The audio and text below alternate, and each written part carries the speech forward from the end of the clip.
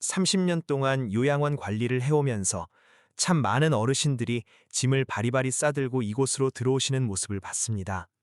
이곳은 단순한 거주지의 변화가 아니라 인간의 가장 솔직한 본성이 부딪히는 작은 사회나 다름없습니다.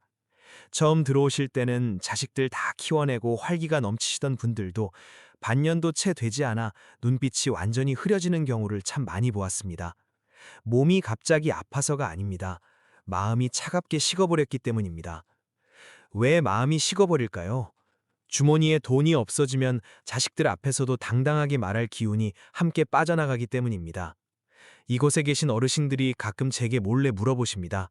평생 아끼고 아껴서 모아둔 이 노후 자금을 자식들에게 솔직하게 말해야 할지, 만약 어느 날 훌쩍 병이 들어 걷지도 못하게 되었을 때 내 도장과 통장을 맡긴 그 사람이 마음을 바꾸면 어떻게 해야 할지 두렵다고 하십니다.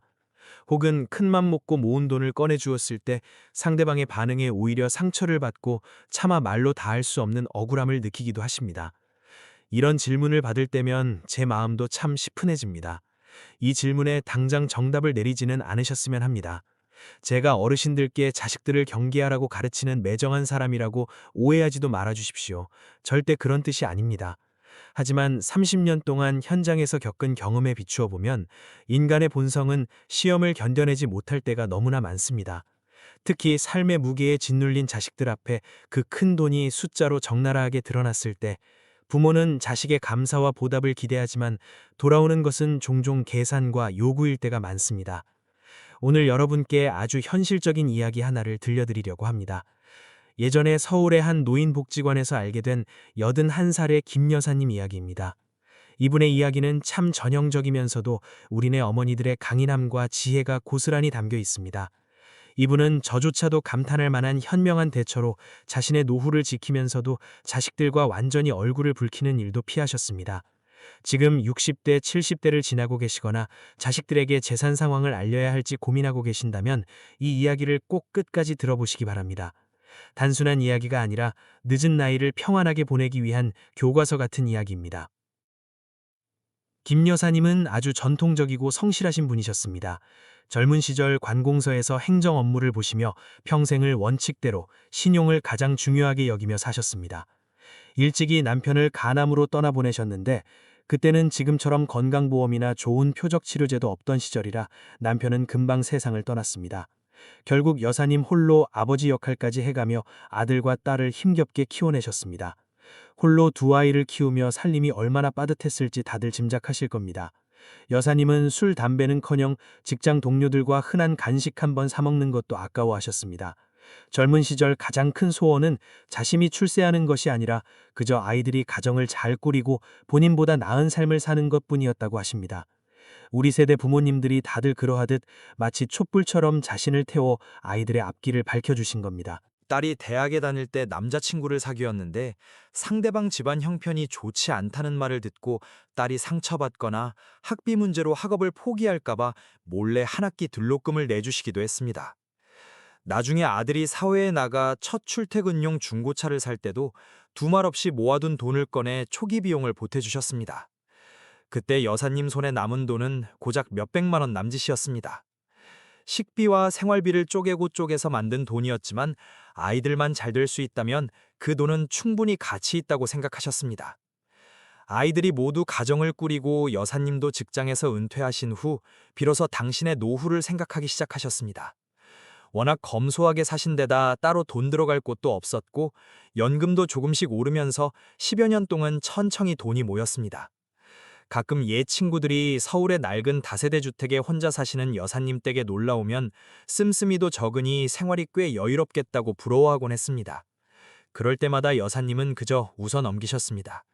사실 마음속으로는 늙어서 가장 무서운 것이 돈이 없는 게 아니라 부모에게 돈이 있다는 걸 안 자식들이 다른 마음을 먹는 것이라는 걸 너무나 잘 알고 계셨기 때문입니다.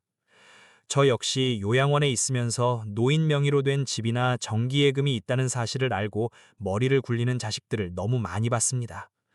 겉으로는 안부를 묻고 챙기지만 속으로는 어떻게 하면 그 돈을 자기 주머니로 가져올까 계산하는 것이죠. 자식들이 모두 나쁜 사람이라는 뜻이 아닙니다. 집값은 비싸고 물가는 치솟는 팍팍한 세상에서 돈과 얽히게 되면 아무리 가까운 혈육이라도 감정이 변질될 수 있다는 뜻입니다. 여사님도 통장 잔고를 자식들에게 말할까 고민을 안 해본 것은 아닙니다. 하지만 말하자니 자식들이 돈을 나눠달라고 할까봐 걱정되고, 안 하자니 나중에 나이가 들어 정신이 흐려졌을 때 이 돈이 오히려 골칫거리가 될까봐 여러 해 동안 소가리를 하셨습니다.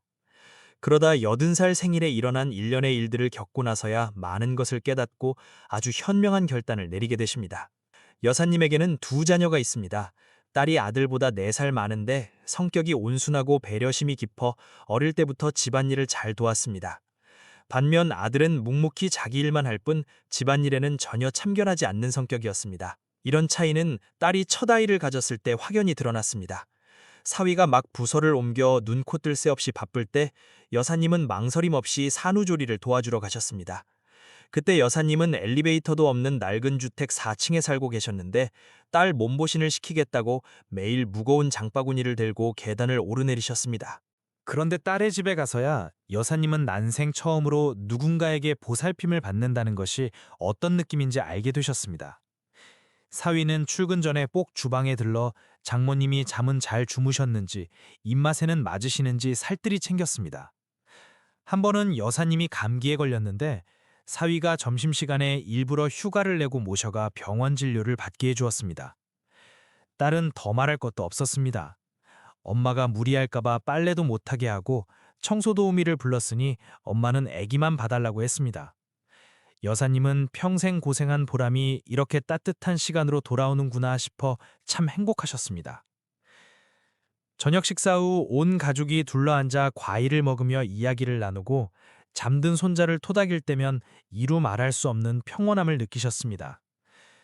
하지만 아들 집에서의 상황은 완전히 반대였습니다.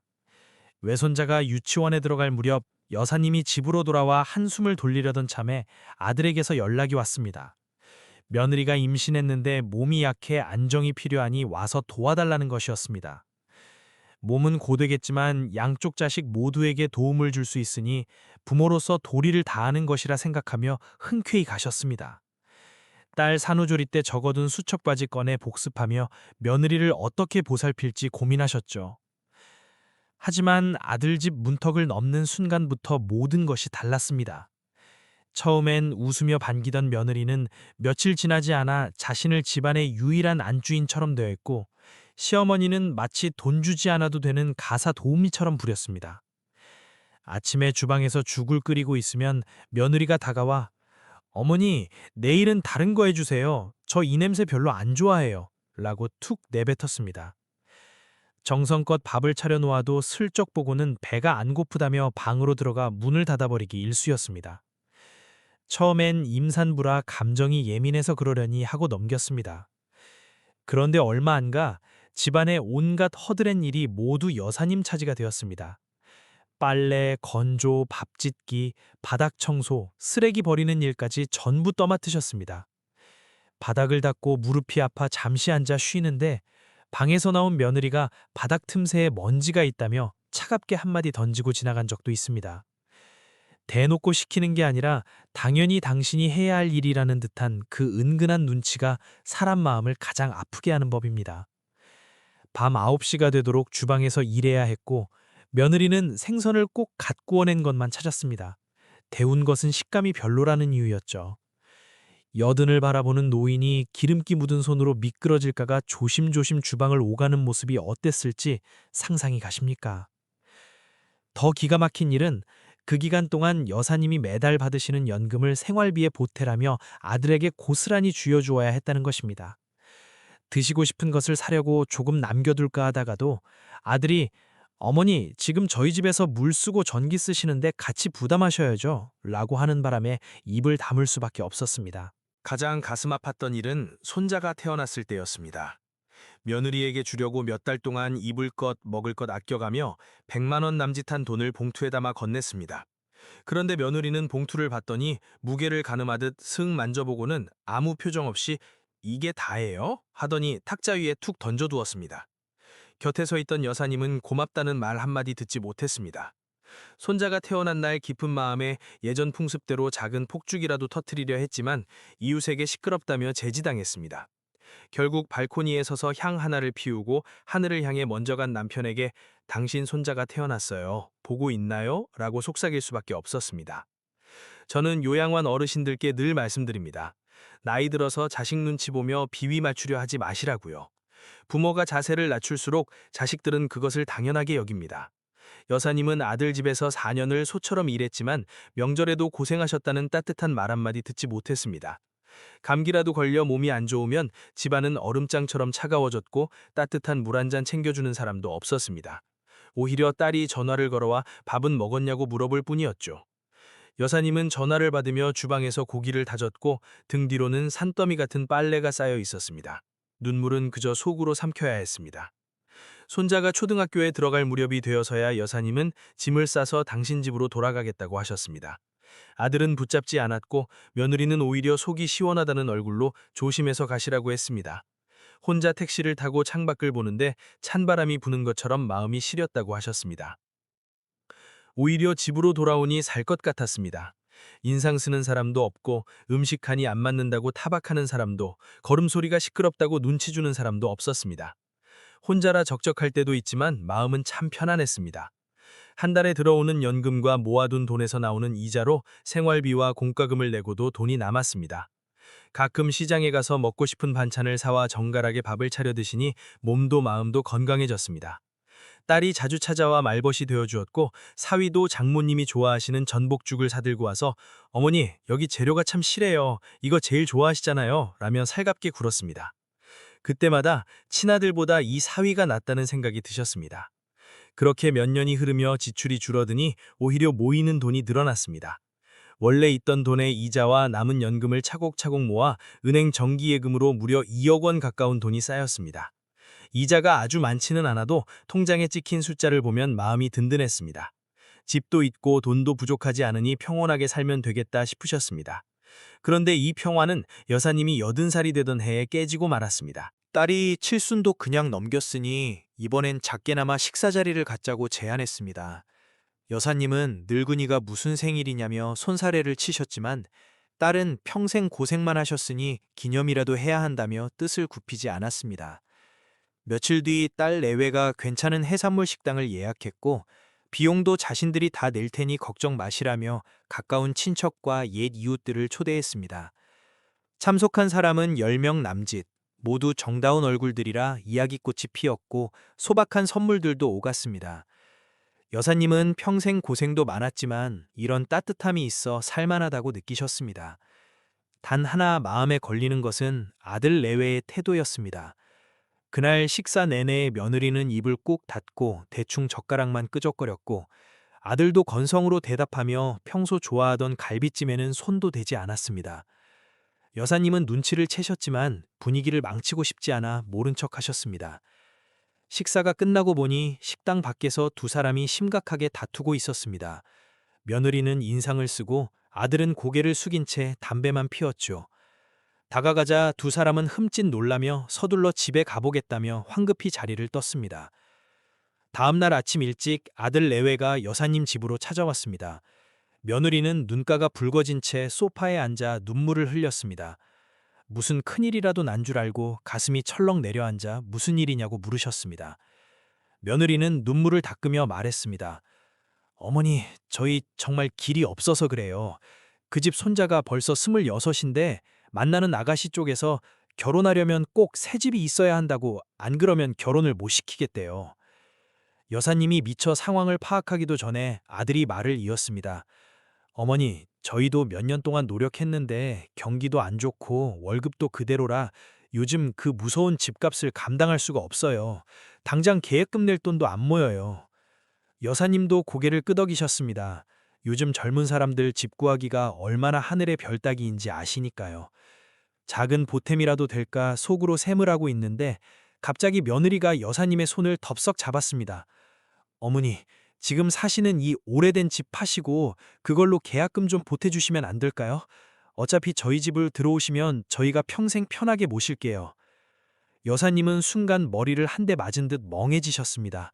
며느리의 눈빛은 시어머니를 향한 걱정이 아니라 아주 적나라하고 철저한 계산이었습니다. 지금 내 짐을 팔라는 거냐? 며느리는 목소리를 낮추었지만 끈질기게 매달렸습니다. 전부 다 달라는 게 아니고요.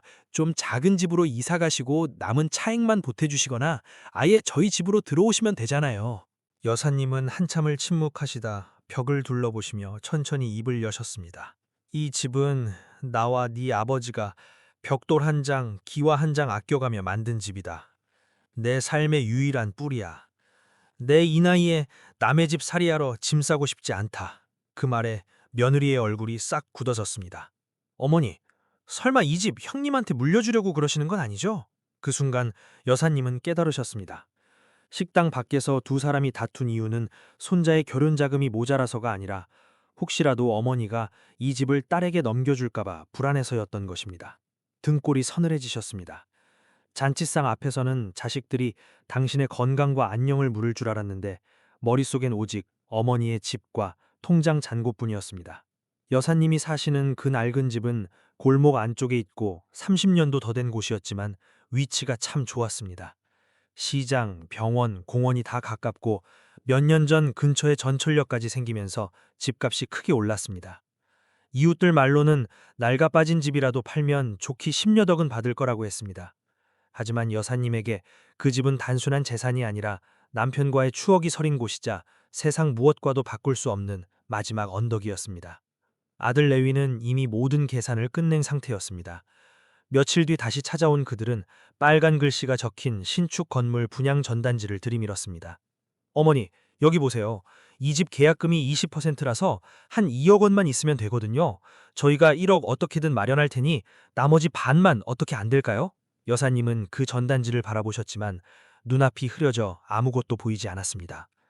그러니까 나더러 1억을 내놓으라는 거구나. 아들이 머쓱하게 고개를 끄덕이자 며느리가 재빨리 덧붙였습니다. 어머니, 집 하시면 그 돈 충분히 나오잖아요. 절반은 어머니 쓰시고 절반은 손자 장가 가는 데 쓰면 서로 좋은 일 아니에요? 저희 집에 오시면 진짜 지극정성으로 모실게요. 여사님은 10수년 전 아들 집에 들어가 손자를 돌보며 청소하고 밥 짓고 기침 소리조차 마음 편히 내지 못했던 그 끔찍했던 시간들이 떠올랐습니다. 이제 와서 지극정성으로 모시겠다니요. 그 효도의 조건은 부모의 집을 내놓는 것이었습니다. 여사님은 한 글자 한 글자 힘주어 말씀하셨습니다. 나는 이 집 팔 생각 눈꼽만큼도 없다. 순간 공기가 얼어붙었습니다. 아들이 다급하게 매달렸습니다. 어머니, 혼자 사시면 외롭다고 하셨잖아요. 여사님이 단호하게 고개를 저으셨습니다. 외로운 게 자존심 없이 사는 것보다 100번 낫다. 그 말에 아들의 표정이 완전히 일그러졌습니다. 찻잔을 탁 내려놓으며 벌떡 일어섰습니다. 어머니, 다 어머니 생각해서 드리는 말씀이에요. 지금이야 정정하시지만 만약 쓰러지기라도 하시면요? 그때 가서 저희가 휴가 내고 병수발 다 들어야 하는데 저희가 이 정도 부탁하는 게 그렇게 무리한 건가요? 여사님은 아들을 가만히 올려다보셨습니다. 머릿속엔 단 한 문장만 맴돌았습니다. 이게 정말 나를 위해서 하는 말일까? 두 사람은 더 이상 아무 말도 하지 않고 굳은 얼굴로 집을 나섰습니다. 문을 나서며 며느리가 한마디를 툭 던졌습니다. 나중에 저희 원망하지 마세요. 기회가 늘 있는 건 아니니까요. 그날 밤 여사님은 잠을 이루지 못하셨습니다. 새벽 2시에 거실로 나와 희미한 전등불 밑에서 벽에 걸린 낡은 사진을 올려다보셨습니다. 남편과 처음 이 집에 이사 왔을 때 환하게 웃으며 찍은 사진이었습니다. 여보, 저 아이들은 나를 위해서 하는 게 아니에요. 내 집을 바라고 이러는 거예요. 당신이 살아있었으면 내가 얼마나 가슴이 찢어지는지 알 텐데. 다음날 아침 여사님은 딸에게 전화를 걸어 어제 있었던 일을 모두 털어놓으셨습니다. 딸은 한참을 침묵하다 어렵게 입을 열었습니다. 엄마, 우리는 한 번도 엄마 집 욕심낸 적 없어요. 엄마가 파시겠다면 그건 엄마 결정이니까 우리가 관여할 일은 아니죠. 하지만 딱 하나만 물어볼게요. 오빠네 집으로 들어가시면 엄마 마음이 정말 편안하실까요? 딸의 말은 무겁지 않았지만 여사님의 가장 깊은 두려움을 정확히 짚어냈습니다. 아들 집으로 들어가 손자는 떵떵거리며 새 집에 살게 되겠지만 당신의 평온한 노후는 어디서 찾을 수 있단 말입니까?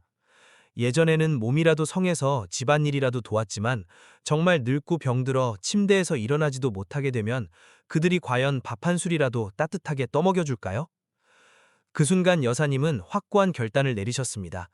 집은 절대 팔지 않겠다. 하지만 이대로 미적거리면 저들의 눈길이 집을 넘어 모아둔 통장으로 향할 것이 뻔했습니다. 당신의 남은 인생을 지키기 위해 무언가 확실한 조치를 취해야만 했습니다. 여기서부터 여사님이 보여주신 대처가 참으로 절묘합니다. 제가 여러분께 가장 강조하고 싶은 부분이기도 합니다. 그날 밤 여사님은 차분히 앉아 재산을 셈해보셨습니다. 정기 예금과 수시 입출금 통장에 흩어진 돈이 대략 2억 원 정도 되었습니다. 혼자 노후를 보내기엔 넉넉하진 않아도 모자라지도 않은 돈이었습니다. 자식들이 이미 김새를 눈치챈 이상 혼자 끙끙 앓으며 방어하기보다는 먼저 카드를 꺼내들어 상황을 통제하기로 하셨습니다. 물론 가진 패를 다 보여줄 생각은 없으셨죠. 이틀 뒤 아들과 딸 내외를 모두 집으로 부르셨습니다. 목소리는 아주 부드럽고 가볍게 그저 가족끼리 밥이나 한 끼 먹자고 하셨습니다. 점심상에는 자식들이 어릴 적 좋아하던 시금치 나물, 두부조림, 그리고 미역국이 김을 모락모락 피우고 있었습니다. 다들 자리에 앉자 여사님이 천천히 입을 여셨습니다. 요 며칠 생각을 많이 해봤다. 너희들 힘든 것도 어미로서 다 이해하고 내 손자 장가 간다는데 할미로서 당연히 돕고 싶지 않겠니? 그 말에 아들의 눈이 번쩍 뜨였습니다. 등받이에서 허리를 꼿꼿이 세우며 맞장구를 쳤습니다. 그럼요, 어머니. 저희가 어머니 마음 깊은 거 다 알죠. 여사님은 빙긋 웃으셨습니다. 그래서 말인데 내가 평생 아껴 모은 돈에서 1,000만 원씩 떼어서 너희 남매에게 똑같이 나눠주련다. 큰 돈은 아니지만 성의로 받아라. 딸은 화들짝 놀라 손을 내저었습니다. 엄마, 전 됐어요. 엄마 연세도 있으신데 그 돈 꼭 쥐고 계셔야죠. 여사님은 딸의 손을 토닥이셨습니다. 걱정 마라. 매달 연금도 나오고 밥 먹고 사는데 지장 없다. 이 돈 쥐고 있으면 내 마음만 무거우니 그냥 받아라. 아들이 재빨리 나섰습니다. 감사합니다, 어머니. 덕분에 계약금 마련하는데 숨통이 트이겠네요. 걱정 마세요. 나중에 손자가 어머니 꼭 효도할 겁니다.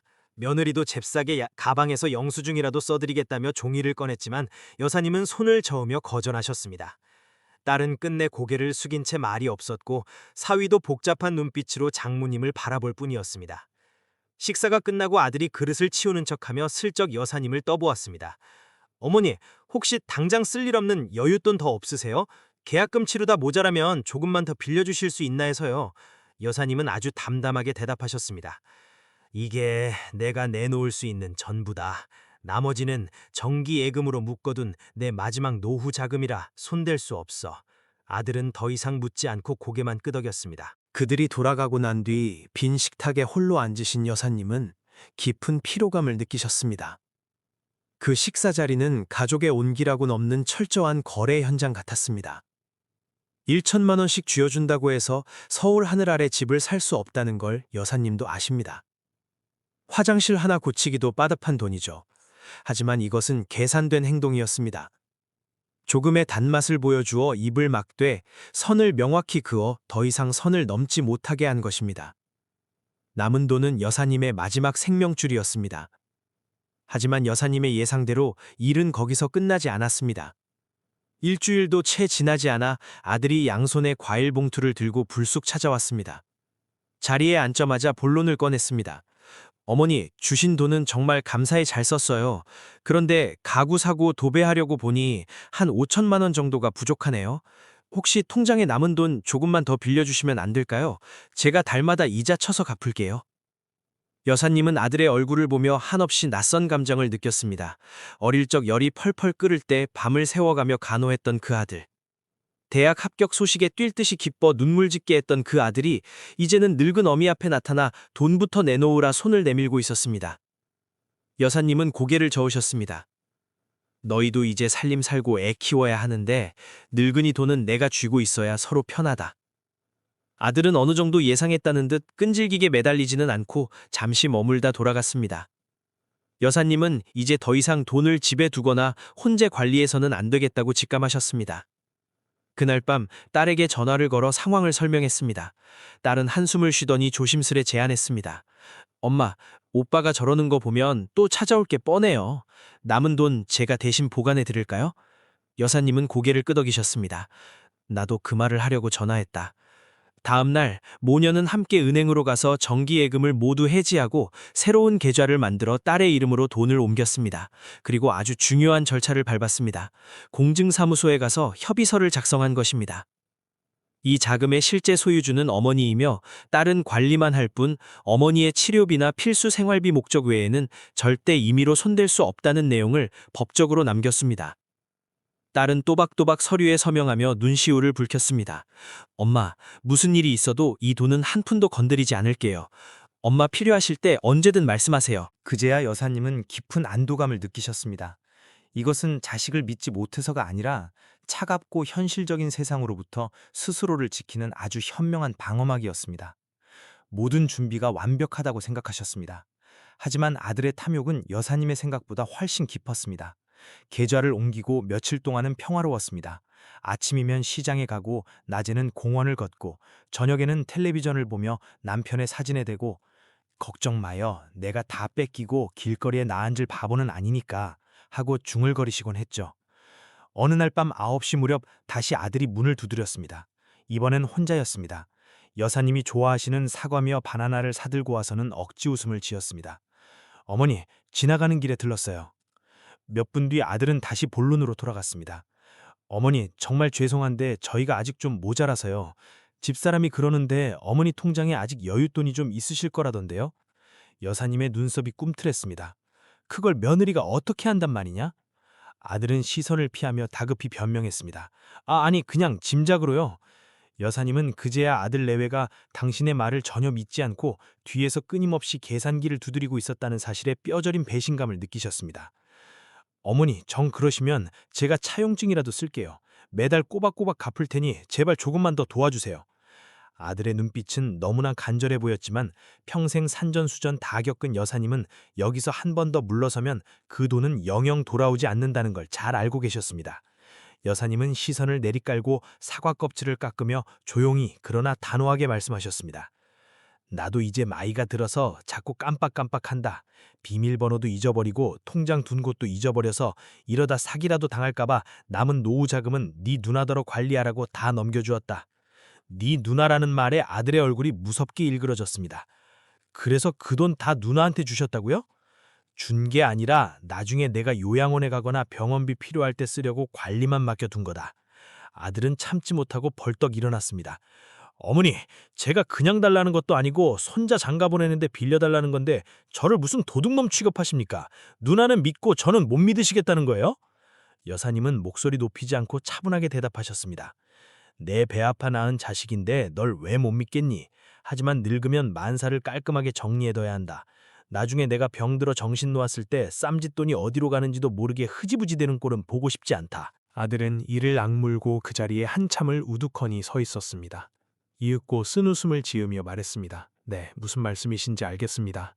건강하십시오. 아들은 사온 과일 봉투를 획 낚아채듯 들고 뒤도 돌아보지 않고 나가버렸습니다. 문이 닫히는 순간 집안의 정적이 너무나도 날카롭게 여사님의 가슴을 찔렀습니다. 소파에 기대어 천장을 바라보며 여사님은 속으로 울음을 삼키셨습니다. 자식을 못 믿어서가 아닙니다. 핏줄이라는 이름 뒤에 숨어 부모의 돈줄만 계산하는 그 탐욕스러운 마음을 믿을 수 없었던 것입니다. 어릴 적 기저귀를 갈아주던 일부터 결혼할 때 돈을 보태주던 일, 손자를 업어 키우던 그 모든 순간들이 주마등처럼 스쳐갔습니다. 하지만 그 오랜 세월 동안 그들은 단 한 번도 어머니 몸은 좀 어떠세요? 라고 진심으로 물은 적이 없었습니다. 오직 어머니 돈 더 없으세요? 라고만 물었죠. 그날 밤 여사님은 모든 미련을 내려놓으셨습니다.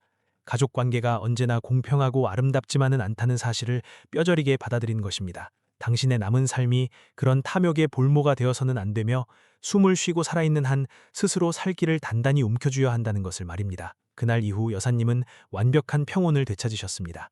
꼬박꼬박 연금을 받고 시장 구경을 하고 이웃과 담소를 나누며 아주 고요하고 안정된 나날을 보내고 계십니다. 돈이 어디에 묶여 있고 어떻게 쓰여야 할지 확실히 정리해두니 언제 입을 열어야 할지 언제 침묵해야 할지 기준이 생겼습니다. 이것은 남에게 폐를 끼치지 않으면서 동시에 남에게 헛된 기회도 주지 않는 지혜입니다. 가끔 이웃 노인들이 모여 앉아 아들 이름으로 집을 먼저 넘겨줬다가 며느리 눈밖에나 길거리에 나앉게 된 어느 할머니 이야기를 하며 혀를 차곤 합니다. 여사님은 그럴 때마다 그저 옅은 미소를 지으십니다. 사람이 늙어서 생각하는 게 너무 단순하면 피곤해지는 법이야. 자식을 못 믿어서가 아니라 나 스스로 숨쉴 구멍 하나는 남겨두어야 해. 사람 정이 아무리 깊어도 현실의 돈 앞에서는 맥없이 무너지기 마련이고, 아무리 대단한 효심이라도 식탁 위에 숫자가 오가는 순간 시험대에 오르는 법이니까. 난 늙는 것도 죽는 것도 무섭지 않지만 평생 피땀 흘려 일군 것을 당연하다는 듯 빼앗기는 게 무서운 거야. 내가 내 패를 감춘 건 자식을 조종하려는 게 아니라 내 삶의 마지막 자존심과 선택권만큼은 내 두 손으로 지키고 싶어서야. 혹시 누군가는 묻겠죠. 그럼 남은 유산 때문에 나중에 딸이 마음을 바꾸면 어떡합니까? 여사님은 전혀 걱정하지 않으십니다. 딸은 단 한 번도 어머니를 현금 인출기 취급한 적이 없다는 걸 아니까요. 세상의 모든 천륜이 돈 앞에서 변질되는 것은 아닙니다. 세월과 돈의 시험을 견뎌내는 진짜 사랑도 분명 존재합니다. 부모가 해야 할 일은 누구를 온전히 믿고 맡길지, 누구와 거리를 두고 예의를 차릴지 정확히 구분하는 것뿐입니다. 여러분, 김 여사님의 이야기를 듣고 어떤 생각이 드셨습니까? 요양원에서 수많은 죽음과 삶을 지켜본 사람으로서 여러분께 진심 어린 조언 몇 가지를 꼭 드리고 싶습니다. 첫째로, 노후 자금은 유산이 아닙니다. 이 두 가지를 헷갈리시면 안 됩니다.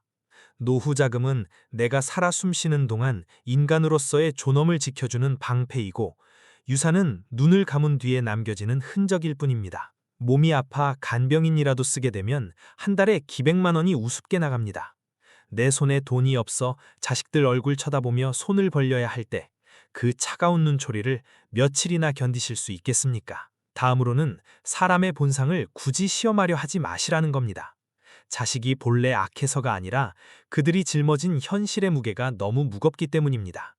주택담보대출 갚으랴, 애들 학원비 대랴 헐떡이는 젊은이들 앞에 엄청난 액수의 돈을 보여주면 저 돈만 있으면 내 숨통이 트일 텐데 라는 생각을 안 하려야 안 할 수가 없습니다.